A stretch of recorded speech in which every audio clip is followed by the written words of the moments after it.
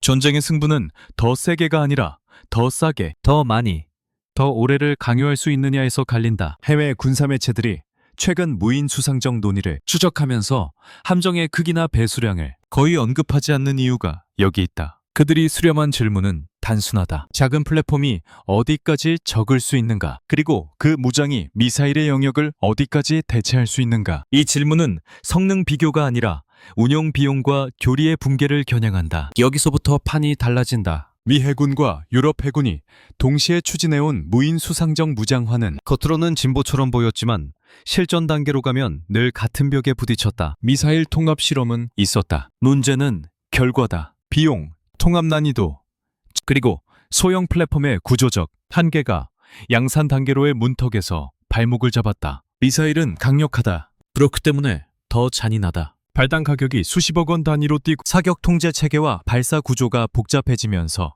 무인 플랫폼이 감당해야 할 부담이 급격히 커진다. 무인이라는 단어가 비용을 줄여줄 것 같지만 미사일을 얻는 순간 무인 플랫폼은 오히려 고가의 소모품으로 변한다. 전쟁이 길어질수록 이 구조는 스스로를 갉아먹는다. 바로 그 틈을 파고든 것이 다연장 유도 로켓의 해상화다. 외신들이 천무 해상형을 단순한 무장, 추가로 보지 않는 이유도 거기 있다. 그들은 이것을 해상 화력 구조 자체를 바꾸는 선택지로 읽었다. 함포는 사거리가 제한되고 미사일은 과도하게 비싸다. 이 사이의 공백을 메우는 현실적인 도구로 유도 로켓이 등장한다. 이는 감성적 칭찬이 아니다. 구조적 계산이다. 다수 표적 동시 타격과 비용 효율을 동시에 충족하는 무장이 필요하고 그 무장이 무인 플랫폼에 올라갈 수 있어야 한다. 미사일은 강력하지만 부담이 크다. 유도 로켓은 강력함을 약간 덜어내는 대신 지속성을 통째로 가져간다. 천무 체계가 특히 주목받는 지점은 지상형 기준 230mm급 유도 로켓이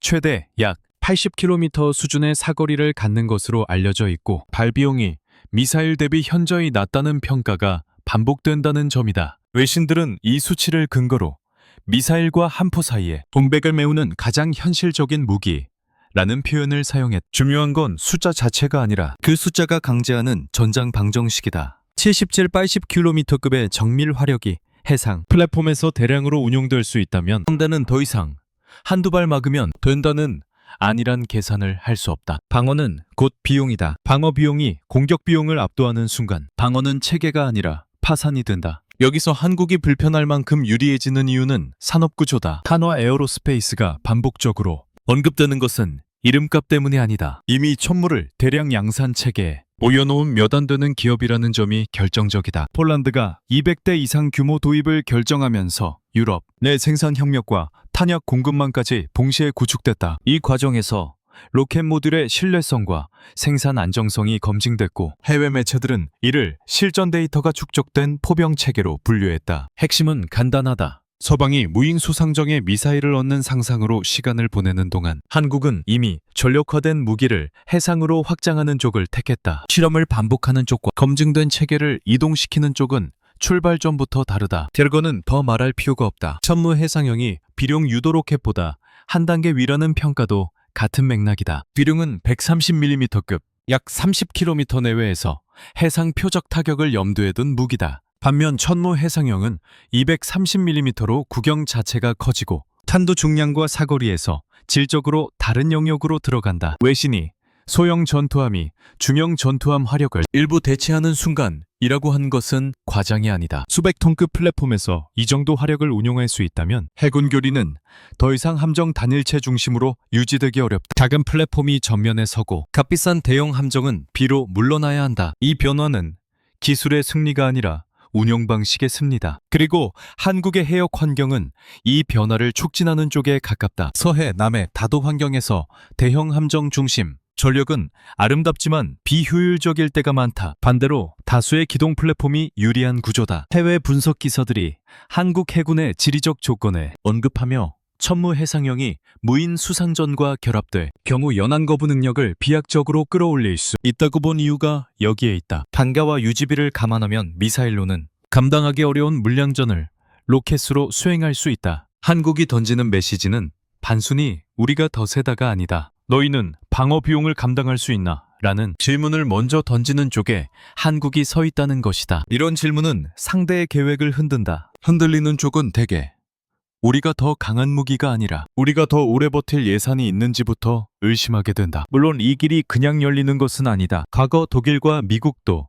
지상무기 체계를 해상으로 옮기려 했고 대부분 시험 단계에서 멈췄다. 반동제어, 연분 환경, 발사 안정성 같은 문제가 걸림돌이었다. 그럼에도 한국이 다시 이 카드를 꺼냈다는 사실 자체가 해외에서는 계산된 도전으로 읽힌다. 이미 지상에서 검증된 체계를 기반으로 하기 때문에 실패 확률이 낮다는 분석이 나온다. 즉, 모험이 아니라 확장이다. 도박이 아니라 공급 가능한 전력을 전장에 재배치하는 것이. 여기서부터 논점은 더 구체적으로 좁혀진다. 무인 수상정이 단순한 보조 전력이 아니라 실질적 파격 자산으로 격상될 수 있느냐는 질문이 성립하는 순간 이미 판은 바뀌었다. 그리고 그 질문을 성립시키는 장치가 화력 자체가 아니라 운용 방식의 변화라는 점을 놓치면 분석은 실패한다. 다수의 플랫폼이 동시에 연결되는 전장, 단일함정이 모든 임무를 수행하지 않는 구조, 각 플랫폼이 부담 없이 쓰면서도 확실한 타격 효과를 내는 무장.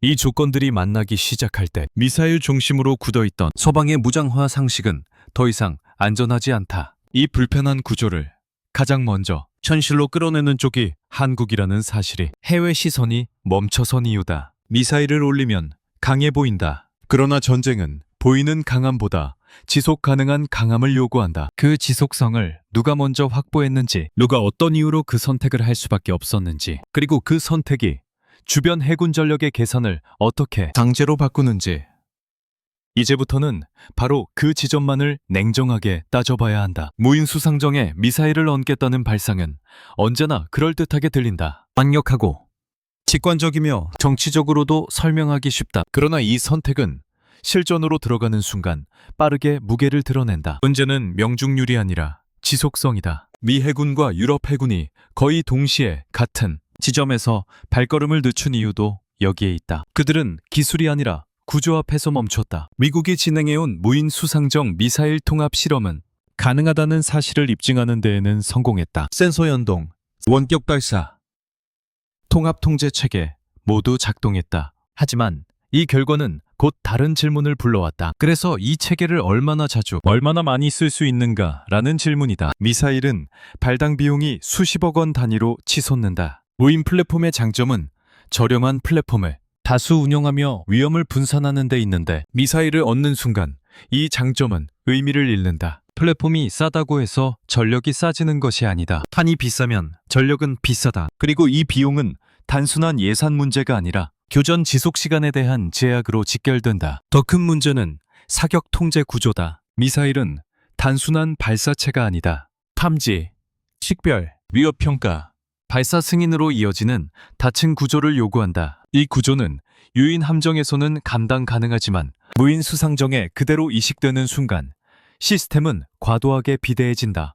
무인이라는 이름과 달리 실제로는 더 많은 통제와 승인 단계를 필요로 하게 된다. 무인 자산의 숫자가 늘어날수록 이 문제는 더 심각해진다. 미사일은 분산 운용에 적합하지 않다. 플랫폼이 많아질수록 통제는 병목이 되고 병목은 곧 화력 손실로 이어진다. 유럽 해군이 선택한 길도 본질적으로 다르지 않다. 유럽은 무인 수상정의 역할을 정찰과 감시, 제한적 타격 수준으로 묶어두었다. 표면적으로는 신중한 선택처럼 보인다. 그러나 이 결정의 이면에는 명확한 계산이 있다. 미사일을 본격적으로 올리는 순간 비용과 통합 난이도가 감당 범위를 넘어간다는 판단이다. 그래서 역할을 제한했다. 문제는 이 선택이 무인 수상정을 끝까지 보조, 자산으로 묶어두는 결과를 낳았다는 점이다. 감시 자산은 늘었지만 파격 구조는 변하지 않았다. 교리는 유지됐고 중심은 여전히 유인 함정이다. 숫자는 늘었지만 판은 그대로다. 이처럼 미국과 유럽의 접근은 공통된 한계를 공유한다. 무인 수상정을 미사일 운반체로 규정하는 순간 그 플랫폼은 미사일의 제약을 고스란히 떠안는다. 발사 수량은 제한되고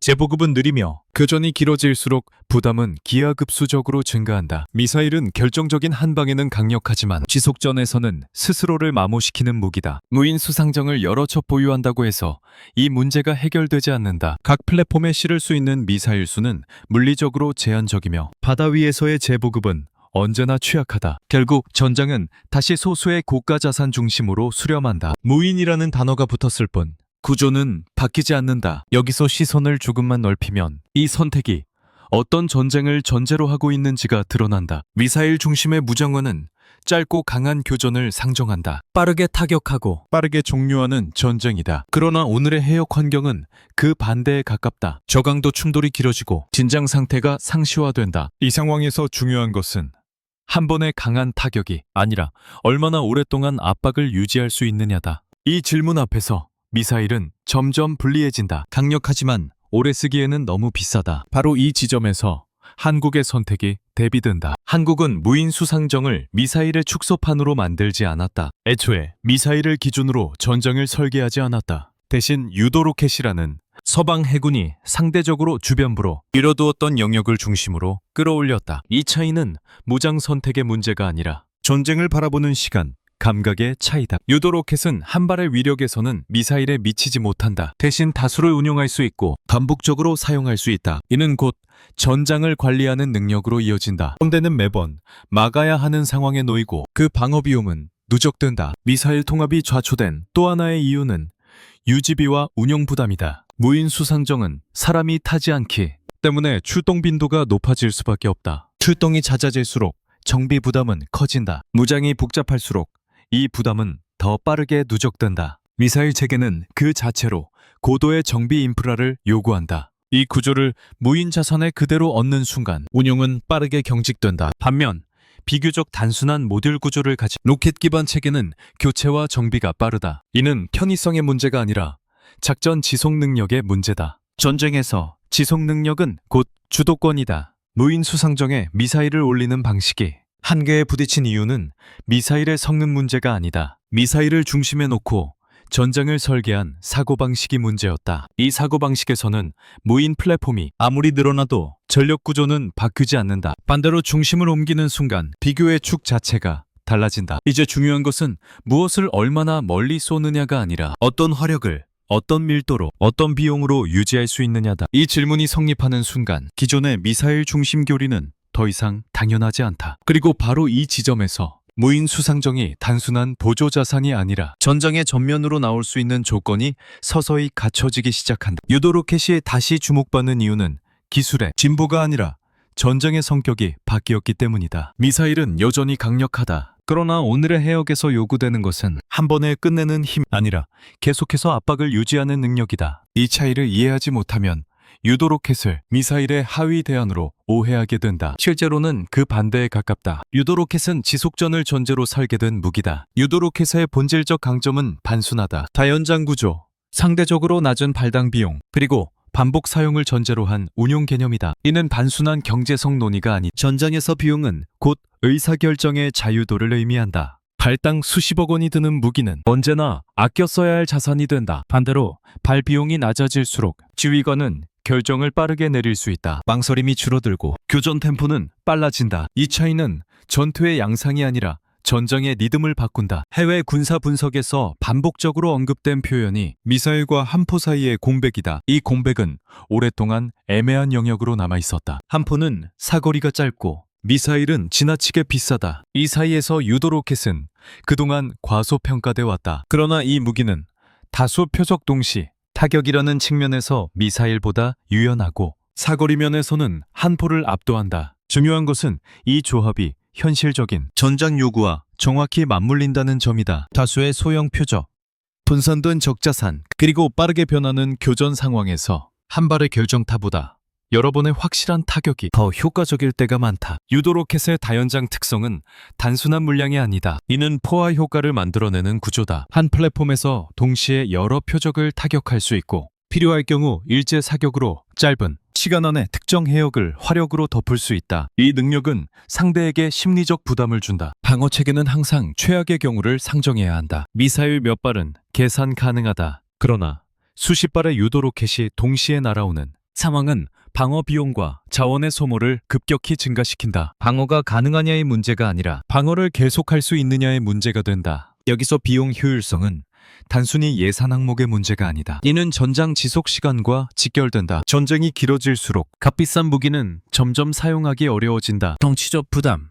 보급 문제, 생산 속도 모두가 발목을 잡는다. 반면 유도로켓은 대량 생산과 빠른 보급을 전제로 설계된다. 생산 기반이 안정될수록 전자는 공격자에게 유리해진다. 해외 매체들이 천무 체계를 실험 단계가 아니라 이미 전력화된 무기로 분류한 이유도 여기에 있다. 실전 데이터가 축적된 체계는 위기 상황에서 곧바로 투입할 수 있는 신뢰 가능한 선택지가 된다. 유도 로켓은 또 하나의 중요한 특징을 가진다. 바로 다중 표적 처리 능력이다. 미사일은 한 발에 한 표적이라는 구조를 벗어나기 어렵다. 반면 유도 로켓은 동시에 여러 목표를 상정하고 설계된다. 이는 단순한 화력 분산이 아니라 상대의 대응을 분산시키는 효과를 낳는다. 방어 측은 어떤 표적을 우선적으로 보호할지 선택해야 하고 그 선택 자체가 취약점을 만든다. 공격 측은 이 틈을 반복적으로 활용할 수 있다. 이 구조는 짧은 교전에서는 크게 드러나지 않지만 시간이 쌓일수록 격차를 확대한다. 특히 해상 환경에서 이 차이는 더 분명해진다. 바다는 은폐가 어렵고 표적은 끊임없이 움직인 이런 환경에서 고가의 미사일을 제한된 수량으로 운용하는 것은 부담이 크다. 반면 유도 로켓은 상대적으로 단순한 발사 구조와 빠른 반응 속도를 바탕으로 전장을 끊임없이 압박할 수 있다. 이 압박은 상대의 기동을 제한하고 선택지를 줄인다. 전투는 단순히 적을 파괴하는 행위가 아니라 적의 선택을 통제하는 과정이다. 유도 로켓은 이 통제 능력을 비용 대비 높은 수준으로 제공한다. 유도 로켓이 갖는 의미는 싸다는 사실 하나로 설명되지 않는다. 그것은 전쟁을 오래 끌 수 있는 능력, 그리고 상대에게 그 비용을 전가할 수 있는 구조다. 이 구조가 성립하는 순간 미사일 중심의 교리는 더 이상 유일한 해답이 아니다. 무엇을 얼마나 멀리 쏘느냐보다 어떤 화력을 어떤 밀도로 유지하느냐가 핵심이 된다. 이 관점에서 보면 유도 로켓은 보조수단이 아니라 지속전을 설계하는 핵심 요소로 자리 잡는다. 그리고 이 지속전의 논리가 해상이라는 공간으로 옮겨질 때 기존의 함정 중심 사고방식은 자연스럽게 흔들리기 시작한다. 천무 해상형을 단순한 해상용 무장 추가로 이해하는 순간 분석은 한 단계에서 멈춘다. 이 체계의 핵심은 화력의 증대가 아니라 화력이 배치되는 방식의 변화에 있다. 다시 말해 무엇을 얹었느냐보다 어디에, 어떤 수로, 어떤 밀도로 배치했느냐가 본질이다. 이 지점에서 천무 해상형은 기존 해군 교리의 전제를 정면으로 흔든다. 기존 해군 전력 구조는 명확했다. 대형 함정이 중심에 서고 그 위에 고가의 무장을 집중 배치한다. 화력은 강하지만 자산은 적고 손실은 치명적이다. 이 구조는 오랫동안 유지돼 왔다. 이유는 간단하다. 정밀 타격 수단이 비쌌고 그 비싼 무기를 안정적으로 운용할 수 있는 플랫폼은 크고 튼튼해야 했기 때문이다. 그러나 무장이 변하면 플랫폼의 정의도 바뀐다. 천무의 상형은 바로 이 변화를 전제로 설계됐다.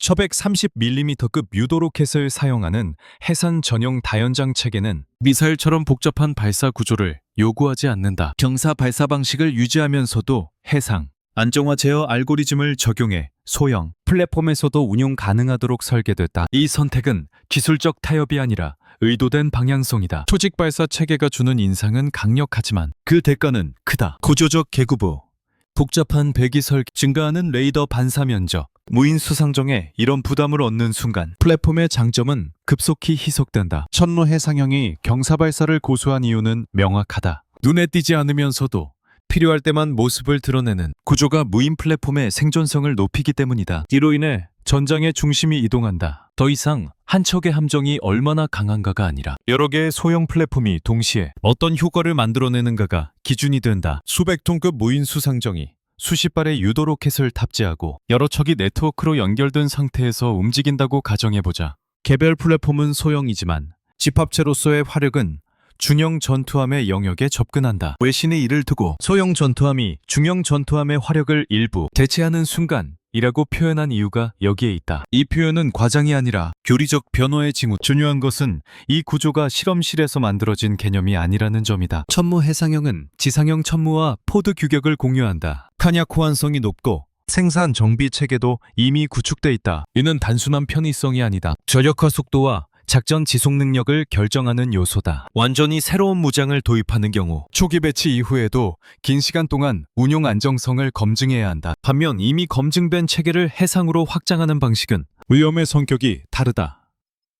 실패 확률이 낮아지고 실패하더라도 회복이 빠르다. 이 차이는 평시에는 잘 보이지 않지만 위기 상황에서는 결정적이다. 천무 해상형이 함대함 임무를 주축으로 하면서 연안 표적에 대한 함배지 타격까지 겸하는 구조라는 점도 의미심장하다. 항공용 함대공 무기를 목표로 하지 않는 선택은 역할을 명확히 하겠다는 선언에 가깝다. 모든 임무를 한 플랫폼에 얹으려는 욕심은 구조를 무겁게 만든다. 대신 명확한 임무 범위를 설정하고 그 범위 안에서 최대 효율을 추구하는 것이 무인 전력에 더 적합하다. 이 절제된 선택은 천무 해상형을 만능 무기가 아니라 전장 구조를 재편하는 도구로 만든다. 이 변화는 한국 해군의 지리적 조건과 결합될 때 더욱 분명해진다. 서해와 남해 그리고 다도로 이어지는 해역 환경은 대형 함정 중심 전력에 불리하다. 좁은 수로, 복잡한 연안, 수많은 도서가 얽힌 공간에서는 기동성과 분산성이 중요해진다. 다수의 무인 수상정이 분산 배치되고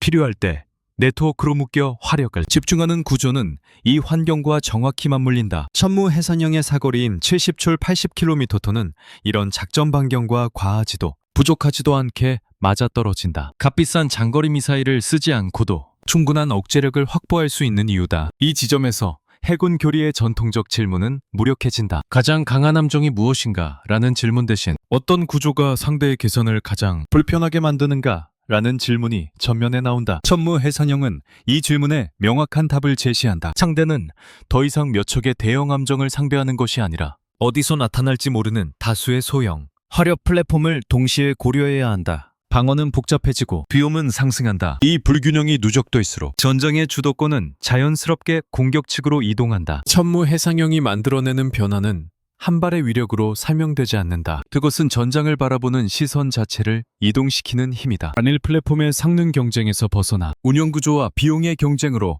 전장을 재정해야 하는 선택. 이 선택이 가능해진 배경에는 무인 플랫폼을 단순한 보조자산으로 두지 않겠다는 명확한 의도가 깔려 있다. 그리고 이 의도가 실제 전력구조로 구현되기 시작할 때 무인 수상정은 더 이상 뒤에서 따라오는 존재가 아니라 전장의 전면에서 역할을 요구받는 존재로 변한다. 그 변화가 어떤 방식으로 구체화되는지는 특정 무인 플랫폼 하나를 넘어 다른 자산들과의 결합에서 더욱 분명해진다. 천무 해상형이 교리를 흔드는 이유를 이해하려면 무장 자체보다 지형이 만들어내는 선택 압력을 먼저 봐야 한다. 한국 해군이 처한 공간은 넓고 단순하지 않다. 서해는 얕고 복잡하며 남해는 다도로 찢겨있고 연안과 도서가 연속적으로 이어진다. 이 환경은 대형 함정 중심 전력에 친절하지 않다. 기동 반경은 제한되고 무출은 잦아지며 대응 시간은 짧아진다. 반대로 분산과 재집결이 빠른 전력에는 유리하다. 천무 해상형의 의미는 바로 이 지형이 강제하는 조건과 정확히 맞물린다. 서해를 보자. 수심이 얕고 조류가 빠르며 민간 선박과 어선이 뒤엉킨 공간에서 대형 함정은 언제나 부담을 안고 움직인다. 탐지와 식별의 부담, 정치적 긴장, 우발 충돌의 위험이 동시에 존재한다. 이 환경에서 크고 강한 자산은 억제력인 동시에 취약점이 된다. 반면 소형 플랫폼은 다르다. 연패와 기동이 용이하고 필요할 때만 모습을 드러낼 수 있다. 천무 해상형을 탑재한 무인 수상정은 공간에서 보이지 않는 압박을 형성한다. 상대는 항상 화력이 어디에 숨어 있는지 계산해야 한다. 계산이 늘어날수록 행동은 느려진다. 남해와 다도 환경에서는 이 차이가 더 극명해진다. 수많은 섬과 해안선은 자연스러운 차폐물이 된다. 대형 함정은 항로와 작전 공간이 제한되지만 소형 플랫폼은 틈새를 활용한다. 천무 해상형의 사거리인 70출 80km는 이 환경에서 절묘하다. 과도한 장거리도 아니고 그렇다고 부족하지도 않다. 연안 방어와 해상 차단 임무에서 필요한 범위를 정확히 덮는다. 이 범위는 단순한 숫자가 아니다. 작전 반경과 비용의 균형점이다. 더 긴 사거리는 미사일을 요구하고 더 짧은 사거리는 전술적 유연성을 깎는다. 천무 해상형은 이 사이에서 가장 불편한 질문을 상대에게 던진다.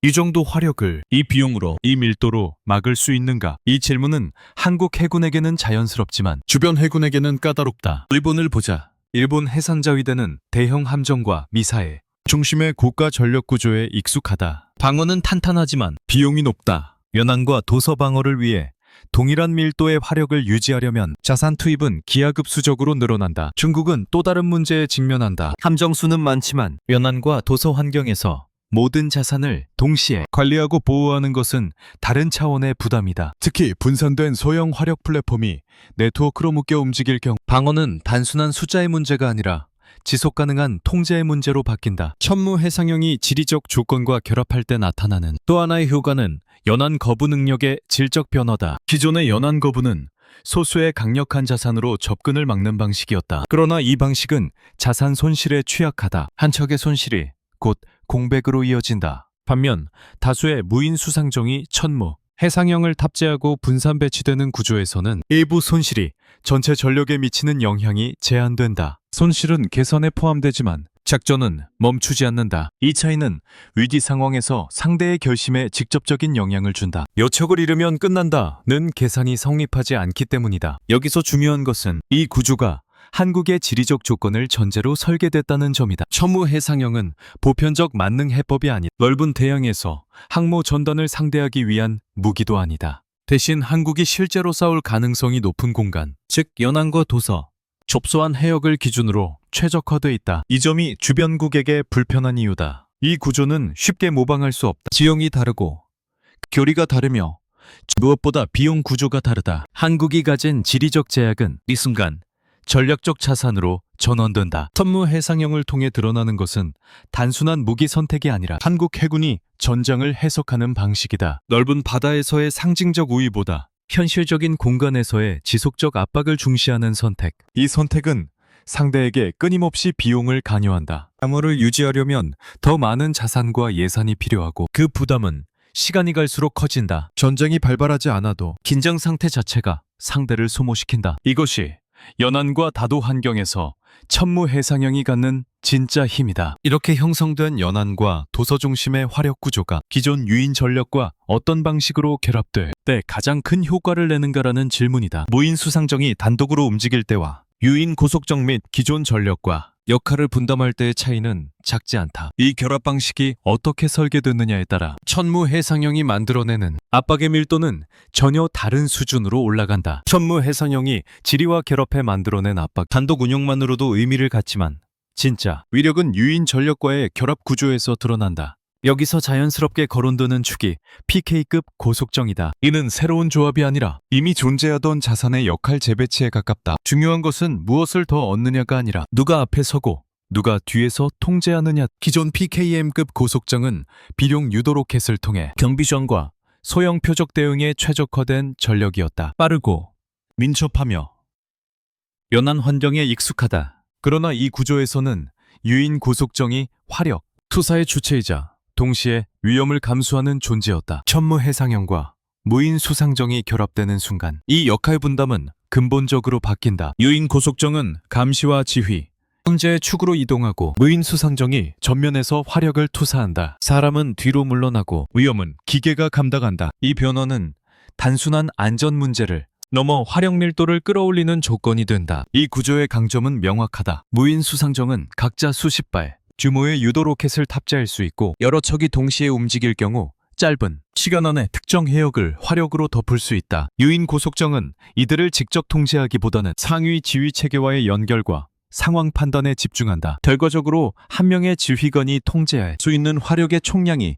급격히 증가한다. 이면 전술적 편의가 아니라 전장 설계의 변화다. 더 적은 인원으로 더 넓은 해역을 관리할 수 있는 구조가 만들어진 이 조합이 특히 위력을 발휘하는 공간은 다시 서해와 같은 복잡한 해역이다. 좁은 수로, 다수의 도서, 민간 선박이 혼재된 환경에서 유인, 함정이 전면에 나서는 것은 언제나 부담스럽다. 반면 무인 수상정은 손실을 전제로 운용할 수 있다. 이는 잔인하지만 현실적인 계산이다. 손실을 감당할 수 있는 전력은 손실을 감당하지 못하는 전력보다 항상 자유롭다. PK급 고속정과 무인 수상정의 조합은 바로 이 자유를 확보한다. 화력은 앞에 있고 결심은 뒤에 있다. 이 지점에서 주변 해군 전력과의 차이는 더욱 분명해진다. 일본을 보자. 일본 해상자위대는 고도로 정제된 유인, 전력과 미사일 중심 교리에 강점을 가진다. 그러나 이 구조는 인력과 비용에 강하게 묶여있다. 무인 전력을 본격적인 화력 투사 자산으로 끌어올리는 데에는 신중하다 못해 보수적이다. 이유는 단순하다. 기존의 정교한 체계가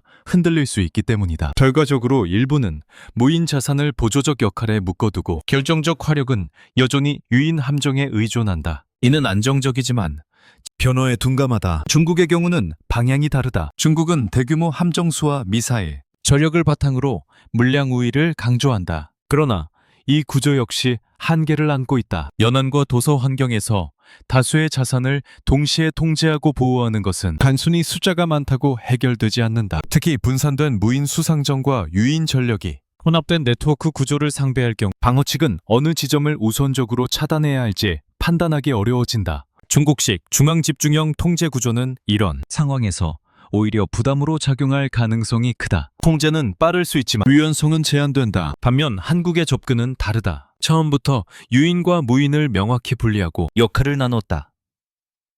유인은 판단과 통제, 무인은 위험과 화력을 담당한다. 이 구조는 단기 충돌보다 장기적 긴장을 전제로 할 때 더 강해진다. 사람이 전면에 나서지 않기 때문에 정치적 부담이 낮아지고 반복적인 압박이 가능해진다. 이는 상대에게 지속적인 대응을 강요한 대응이 길어질수록 비용은 누적되고 피로는 쌓인다. 이 피로는 언젠가 결정의 질을 떨어뜨린다. PK급 고속정과 무인 수상정의 결합은 따라서 단순한 전력 증간이 아니다. 이는 위험을 분산시키고 화력을 집중시키는 구조적 선택이다. 주변국이 쉽게 따라하기 어려운 이유도 여기에 기술을 흉내낼 수는 있어도 이 정도로 명확한 역할 분담과 비용, 개선을 교리에 녹여내는 것은 다른 문제다. 특히 일본처럼 기존 체계가 완성도 높은 경우 구조를 흔드는 결정을 내리기는 더 어렵다. 중국처럼 규모가 큰 경우에는 통제의 복잡성이 발목을 잡는다. 이 조합이 만들어내는 진짜 압박은 눈에 잘 띄지 않는다. 배영 함정의 위용처럼 상징적이지도 않다. 그러나 상대는 항상 계산해야 한다. 어느 수로에,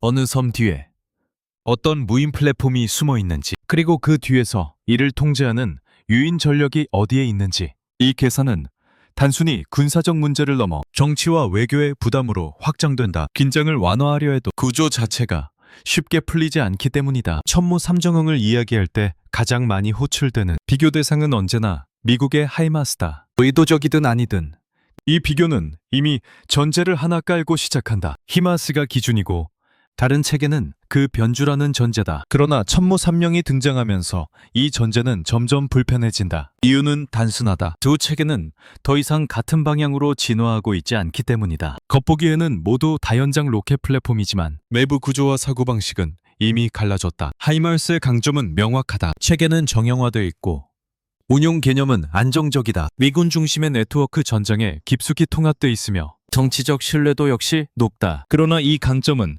동시에 제약으로 작용한다. 하이마스는 완성도가 높은 대신 구조가 고정돼 있다. 포드 규격, 사격 통제 체계, 통합 가능한 탄종이 이미 굳어져 있고 새로운 임무 패키지를 얹기 위해서는 긴 승인 절차와 구조 변경이 필요하다. 안정성은 높지만 확장성은 제한된다. 이 체계가 이미 완성된 답안에 가깝다. 천무 3.0은 아직 답안을 닫지 않은 상태다. 천무 3.0의 변화는 단순한 성능 개선이 아니다. 해외 관계자들이 가장 먼저 주목한 것은 차체와 플랫폼의 재설계다. 기존 천무가 약 25톤급이었다면 강화형 차체는 약 27톤 전후로 늘어났다. 이는 단순한 중량 증가가 아니다. 서스펜션과 구동계가 이를 감당하도록 다시 설계됐고 전장 환경에서의 생존성을 전제로 한 구조로 이동했다. 특히 중동형 천무에서 요구됐던 철갑탄 방어 수준의 장갑 개념이 3.0에 반영됐다는 점은 상징적이다. 수출형에서 검증된 요구도를 국내 기준으로 끌어올린 선택은 한국이 플랫폼을 해외 기준으로 단련시키고 있다는 신호로 읽힌다. 진짜 차이는 내부에서 드러난다. 천무 3.0은 기존의 130mm와 230mm 포드 운용 능력을 유지하면서도 드론 패키지와 전술 미사일 포드를 수용할 수 있도록 내부 지지 구조와 전원 냉각 계통을 부강했다. 이는 탄종을 바꾼다는 개념을 넘어 임무 모듈을 바꾼다는 발상이다. 동일한 발사대를 사용하면서도 상황에 따라 정밀 타격, 감시, 표적 지시를 수행할 수 있는 구조다. 히마스가 정해진 임무 세트를 효율적으로 수행하는 체계라면 천무 3정은 임무 자체를 교체하며 전장을 이동하는 플랫폼에 가깝다. 이 차이는 드론 패키지에서 극명하게 드러난다. 발사 후 분리되는 탐지 드론이 전방 80km 이상을 감시하고 실시간 영상과 좌표 데이터를 사격 지휘 체계로 전송하는 구조는 기존 로켓 체계의 역할을 넘어선다. 이는 이스라엘과 미국이 일부 영역에서만 산용화해온 개념이다. 그러나 천무 3령은 이를 상대적으로 낮은 비용 구조 안에 끌어들였다. 로켓 제조 기반을 유지한 채 드론 모듈을 내부 구조에 통합하는 방식은 새로운 체계를 추가한 것이 아니라 기존 체계를 변형한 결과다. 이 접근은 비용과 양산성에서 결정적인 차이를 만든다. 여기에 전술 탄도 영역이 더해진다. 기존 해군용 130mm 유도 로켓의 탐색기를 확장해 약 50km 거리의 함정 표적을 지상에서 타격하는 CTM 개념은 발상의 방향 자체가 다르다. 해상을 공격하기 위해 해군 플랫폼에만 의존하지 않겠다는 선언에 가깝다. 더 나아가 300km급 전술 지대지 미사일에 천무 발사대에 통합하려는 내부 지향까지 더해지며 천무 3.0의 차체 플랫폼은 다연장 로켓, 장거리 정밀 타격, 단거리 대한 미사일을 모두 수용하는 다층적 발사 체계로 변모한다. 이 구조는 하이마스의 멀티미션 개념과 유사해 보이지만 실제로는 더 넓은 수용폭을 가진다. 히마스는 구조가 정형화된 만큼 새로운 패키지를 받아들이기 어렵고 천무는 이미 다양한 포맷을 받아들인 경험을 축적해왔다. 생산과 유지 측면에서도 차이는 누적된다. 해외 보도가 반복적으로 언급한 수저는 한국의 양산 속도다. 이미 200문 이상이 납품됐고 최종적으로 360문 이상이 국내에 배치될 예정이라는 점은 단순한 규모 자랑이 아니다. 미국이 우크라이나 지원 이후 하이마스 연간 생산량을 늘렸지만 부품 공급 문제로 일정이 흔들렸다는 점과 대비된다. 한국은 주문부터 납품까지 평균 24주 30개월의 일정을 유지했다. 이 안정성은 전시 동원 능력으로 직결된다. 플랫폼이 아무리 뛰어나 제때 공급되지 않으면 전력은 공백을 만든다. 이 점에서 천무 3.0은 기술보다 산업 구조의 힘을 보여준다. 결국 천무 3정과 HIMAS의 차이는 우열의 문제가 아니다. 방향의 문제다. 히마스는 완성된 체계를 중심으로 안정성을 극대화한 플랫폼이고 천무 3.0은 플랫폼 자체를 확장 가능한 구조로 남겨둔 체계다. 하나는 이미 정답에 가깝고 다른 하나는 아직 질문을 계속 던지고 있다. 그리고 오늘의 전쟁에서는 모든 답을 미리 정해두는 것보다 상황에 따라 질문을 바꿀 수 있는 체계가 점점 더 유리해진다. 이 차이는 단기 충돌에서는 크게 드러나지 않을 수 있다. 그러나 시간이 흐르고 전장이 복잡해질수록 누적된다. 임무가 바뀌고 요구 조건이 달라질 어느 체계가 더 빨리 적응할 수 있는지가 중요해진다. 천무 3.0이 해외에서 단순한 개량형이 아니라 플랫폼의 진화로 읽히는 이유도 여기에 있다. 이 진화가 국내 전력 구조와 결합될 때 어떤 선택지가 열리는지는 이제 단순한 비교를 넘어 한국군 전체의 운용 현실과 맞닿게 된다. 천무 해상형과 천무 3.0을 관통하는 논의의 끝에는 하나의 질문만 남는다. 상대는 어디까지 방어할 수 있고 그 방어를 언제까지 감당할 수 있는가? 라는 질문이다. 이 질문은 성능 비교가 아니다. 기술 경쟁도 아니다. 구조와 비용, 그리고 시간에 관한 질문이다. 이 질문을 먼저 던질 수 있는 쪽이 전장의 주도권을 준다. 기존 해군 전력과 지상 타격 체계는 모두 같은 전제를 공유해왔다. 강력한 자산은 소수로도 충분하며 결정적인 순간에 사용하면 된다는 전제다. 그러나 천무 해상형과 3.0이 만들어내는 구조에서는 이 전제가 성립하지 않는다. 화력은 분산되고 플랫폼은 늘어나며 압박은 상시화된다. 함대는 언제 올지 모르는 결정타가 아니라 항상 존재하는 부담을 상대해야 한다. 방어는 일회성 선택이 아니라 지속적인 지출과 긴장 상태를 요구받는다. 이 구조에서 방어 측이 가장 먼저 직면하는 문제는 자산 배분이다. 모든 해역을 동일한 밀도로 방어할 수는 없다. 그렇다면 어디를 포기할 것인가, 어디를 집중할 것인가 라는 선택이 필요해진다. 그러나 분산된 무인 플랫폼과 유도 로켓의 조합은 이 선택을 어렵게 만든다. 특정 지점을 비우는 순간 그 공백은 즉각적으로 활용될 수 있다. 방어는 항상 뒤늦고 배응은 비용이 든다. 이 비대칭이 누적될수록 방어 측의 전략은 점점 수세적으로 변한다. 정치적 부담도 커진다. 고가의 미사일을 반복적으로 사용해야 하는 상황은 군사적 판단을 정치적 판단으로 끌어올린다. 이 정도 상황에 이 비용을 써야 하는가? 라는 질문이 매번 제기된다. 반면 상대가 상대적으로 저렴한 화력으로 지속적인 압박을 가할 경우 대응의 기준은 흔들린다. 대응하지 않으면 취약해 보이고 대응하면 비용이 쌓인다. 어느 쪽을 선택해도 부담은 남는다. 이 딜레마 자체가 하나의 효과다. 여기서 중요한 점은 이 압박이 전면전이 아니어도 작동한다는 사실이다. 오히려 전쟁 직전 혹은 전쟁에 이르지 않는 회색지대에서 더 강력하게 작용한다. 무인 수상정과 유도 로켓은 존재 자체만으로도 상대의 계산을 복잡하게 만든다. 위기를 관리하려는 외교적 노력과 군사적 준비가 동시에 소모된다. 긴장은 완화되지 않고 비용만 누적된다. 이 상태가 장기화될수록 구조적으로 불리한 쪽은 먼저 지친다. 천무 3.0이 지상에서 만들어내는 효과도 동일하다. 다연장 로켓, 드론 패키지, 전술 미사일이 하나의 플랫폼에서 교체 가능하다는 사실은 상대에게 예측의 부담을 준다. 오늘은 로켓일 수 있고 내일은 드론일 수 있으며 그 다음은 전술 미사일일 수 있다. 방어는 모든 가능성을 동시에 고려해야 한다. 그러나 모든 가능성을 동시에 막는 것은 언제나 비효율적이다. 이 비효율이 누적될수록 방어 체계는 점점 무거워진다. 결국 천무해성형과 삼령이 던지는 메시지는 단순하다. 우리는 가장 비싼 무기를 가장 앞에 세우지 않는다. 대신 상대가 가장 싫어하는 방식으로 전장을 설계한다. 이는 과시가 아니라 계산이다. 그리고 이 계산의 핵심은 한 발의 위력이 아니라 구조적 지속성에 있다. 상대에게 막을 수 있느냐가 아니라 계속 막을 수 있느냐를 묻는 것이다. 이 질문은 쉽게 사라지지 않는다. 시간이 갈수록 더 무거워진다. 방어 비용